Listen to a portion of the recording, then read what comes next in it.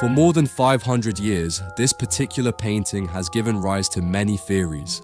An elderly woman appears dressed like a young maiden. Her tight corset accentuates her bust, and on her head she wears an elaborate accessory called a escuffion, one of the most ostentatious fashions of the late Middle Ages. This painting is popularly known as the Ugly Duchess, and it was painted in 1513 by a Flemish artist named Quinten Massies.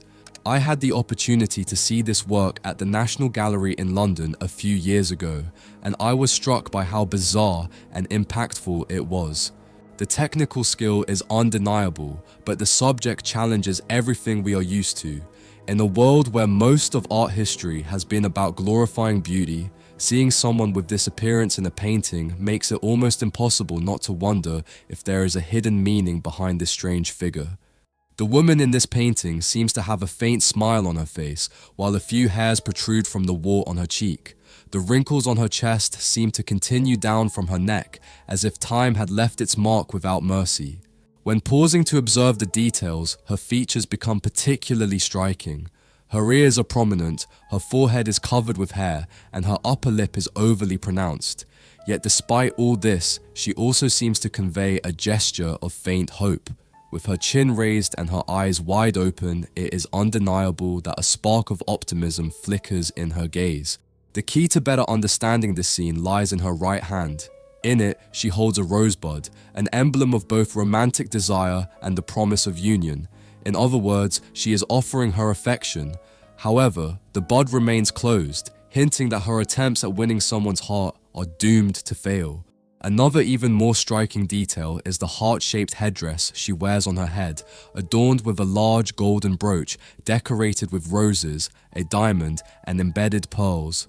From it descends a veil of gauze or white silk, falling in soft folds that cover her shoulders.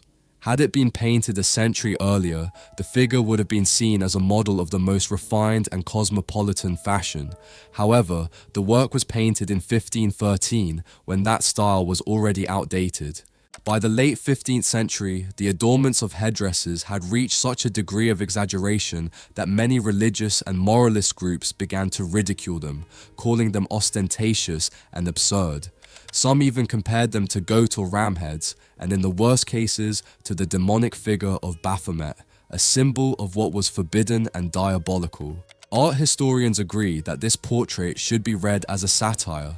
Her elaborate headdress, already out of fashion at the time, is the clearest sign that the sitter arrived late to the parade of fashion. If you look closely, you'll notice the technical virtuosity of its author, the Flemish painter Quinten Massies. The embroidery of the fabrics is painted with obsessive precision. Every stitch seems carefully worked to faithfully reproduce the texture of the cloth. This level of detail suggests that the work was more than a simple portrait. It is interpreted as Massies' critique of the material ostentation of the 16th century, and especially of the efforts of some older people to cling to a youth that had already passed, something that resonated with the moralist discourse of his time. Infrared studies carried out on the painting also reveal that Massies made preliminary sketches and, during the process, introduced several changes to intensify the final effect. The eyes were first painted and then shifted upward and to the right. The chin, neck, and right ear were reduced in size, and he also altered the position of the hands and shoulders. In the context in which this painting emerged, a literary work may have directly influenced it. The Praise of Folly, written by the humanist Erasmus in 1511. In this essay, the allegorical figure of Folly appears as a woman dressed like a jester who, with irony, defends the need for foolishness and flattery in all human relationships.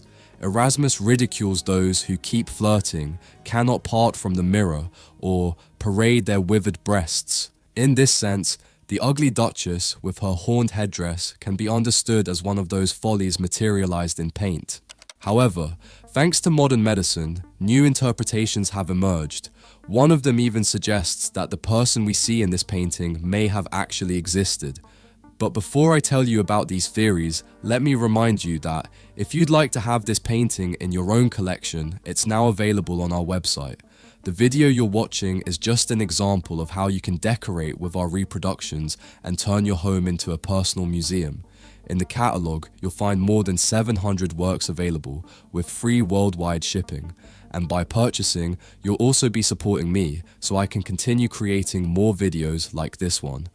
I'll leave the link in the description so you can place your order once you finish watching the video. Now then, let's continue. Some recent medical studies suggest that the woman portrayed may have been inspired by a real person who suffered from an advanced stage of Paget's disease. This chronic bone disorder, quite common in old age, is characterized by abnormal bone growth. As the body tries to repair damaged tissue, it does so in a disorganized way, causing thickening and deformities. When the disease affects the skull, facial features can become unrecognizable. The forehead widens, the jaw deforms, the chin juts forward, and the ears appear more prominent. It can even alter the posture of the neck and shoulders, exactly as we see in this painting. But there is another theory, even more surprising, that involves none other than Leonardo da Vinci. Leonardo never painted a portrait like this, but he did leave behind a large number of caricatures and studies of grotesque faces. Among them, there once existed a drawing that depicted an elderly woman with the very same features. That original drawing by Leonardo is now lost, but we know of its existence thanks to his closest disciple, Francesco Melzi, who worked with him between 1510 and 1520. Melzi created a sanguine drawing known as Bust of an Old Woman, which has survived to this day. And if we compare both works, we're not talking about a mere resemblance. The similarity is striking, practically identical, making it the strongest evidence of direct contact between Leonardo's workshop and the artists of Antwerp. And finally, the nickname by which this painting is known today, the Ugly Duchess, comes from a historical mistake. In the 17th century, it was believed to represent Margaret Maltash, a Tyrolean countess whose enemies cruelly branded her the ugliest woman in history. Over time, however, scholars came to dismiss this theory, since the dates, context, and physical likeness do not align convincingly with her life. Still, the association stuck, and the title has never disappeared completely.